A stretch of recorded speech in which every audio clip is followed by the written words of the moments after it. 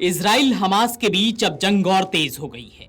लगातार दोनों तरफ से वार पलटवार का दौर जारी है। इजराइल ने गाजा में मौजूद हमास आतंकियों पर हमला तब किया जब हमास ने 7 अक्टूबर 2023 को इजराइल पर घातक हमला किया, सैकड़ों लोगों को बंधक बनाया। इसके बाद इजराइल ने गाजा में खोज कर हमास आतंकियों को मारा, जमीन पर मारा, सुरंगों में मारा, दूसरे देशों में बमबारी करके मारा। वहीं इन सब के बीच अब इस लड़ाई में लेबनान भी कूद पड़ा है। असल में गाजा में मौजूद हमास आतंकियों और लेबनान में मौजूद हिजबुल्लाह आतंकियों को ईरान से मदद मिलती है।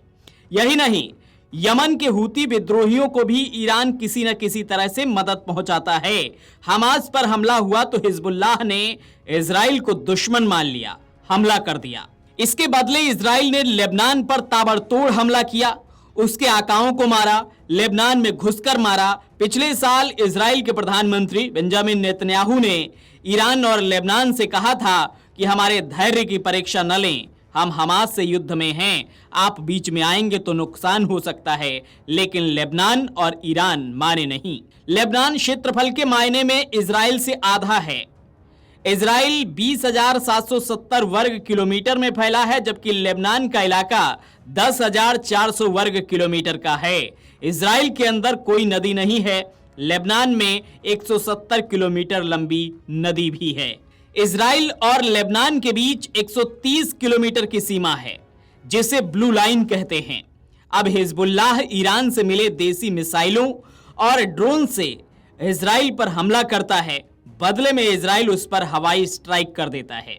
आइए जानते हैं कि आखिर लेबनान क्या इस स्थिति में है कि वह इजराइल का सामना कर सकता है। इजराइल का तटीय इलाका 273 किलोमीटर और लेबनान का 225 किलोमीटर लंबा है।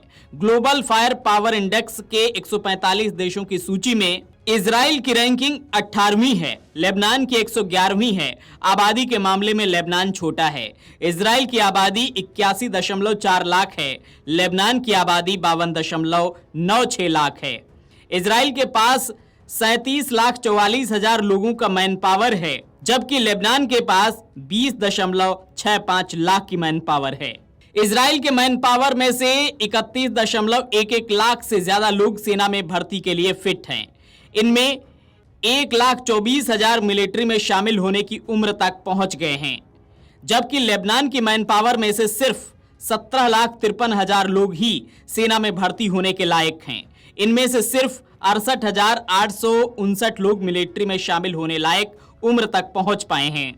लेबनान के पास एक्टिव सैन्यकर्मी मात्र 80,000 हैं। इजराइल के पास 1,73,000 एक्टिव सैन्यकर्मी हैं, यानी 2 गुने से ज्यादा। इजराइल के पास रिजर्व फोर्स 4.65 लाख है, लेबनान के पास है ही नहीं।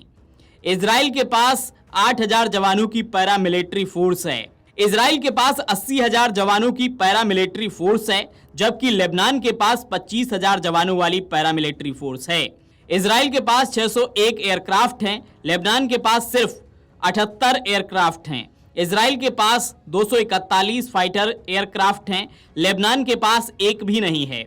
इजराइल के पास 32 डेडिकेटेड अटैक एयरक्राफ्ट हैं, वहीं लेबनान के पास सिर्फ 9। इजराइल के पास ट्रेनिंग देने वाले फाइटर जेट्स 153 हैं, जबकि लेबनान के पास 9 हैं। स्पेशल मिशन पूरा करने के लिए इजराइल के पास 23 एयरक्राफ्ट हैं, लेबनान के पास एक भी नहीं है। लेबनान के पास 60 हेलीकॉप्टर हैं, इजराइल के पास 126 हेलीकॉप्टर हैं। इसमें से 48 अटैक हैं, लेबनान के पास एक भी नहीं है। टैंक्स की अगर बात करें तो लेबनान के पास 361 टैंक्स हैं, इजराइल के पास 2200 टैंक्स हैं। लेबनान के पास 9,864 बख्तरबंद वाहन हैं, इजराइल के पास 56,290 बख्तरबंद वाहन हैं। इजराइल के पास 650 सेल्फ प्रोपेल्ड आर्टिलरी हैं, लेबनान के पास मात्र 84 हैं। तो हमास और इजराइल के बीच लेबनान भले ही इस जंग में कूद रहा हो, लेकिन अगर इजराइल के सैन्य पावर की तुलना में लेबनान की बात करें तो वो काफी पीछे है और किसी भी चीज में इजराइल का मुकाबला करने लायक नजर नहीं आता। Video desk अमरउजाला.com।